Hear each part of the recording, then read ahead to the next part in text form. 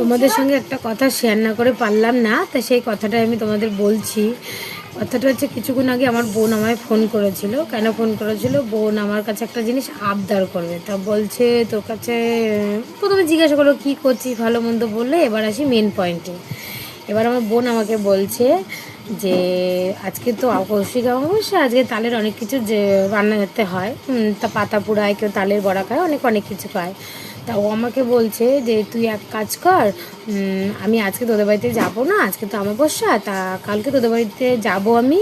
তা তুই আজকে কী কর, তালের বড়া বানাবি, তালের মালপোয়া করবি, তালের পায়েস করবি, তালের ক্ষীর করবি, তালের পাটিসাপটা করবি, তালের কুলি পিঠে করবি, আর কিছু করতে হবে না, কটা জিনিস করলেই হবে।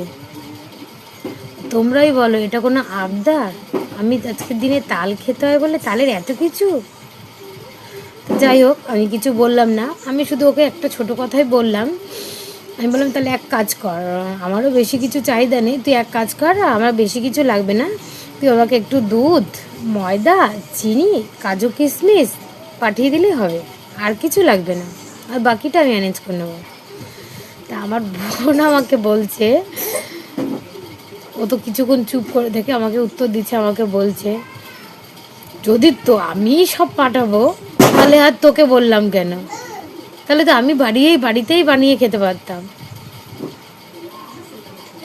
তা তুমি বলো বন্ধুরা, আমি কি খুব খারাপ কিছু, খুব আবদার করেছি? ও আমার কাছে এত কিছু আবদার করলো, আর আমার আবদার করাটা খুব বেশি হয়ে গেল। তোমরাই বলো, আমি কি কোনো ভুল কথা বলেছি? কমেন্টে জানাবে কিন্তু।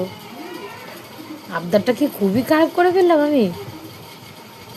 জানাবে কিন্তু অবশ্যই।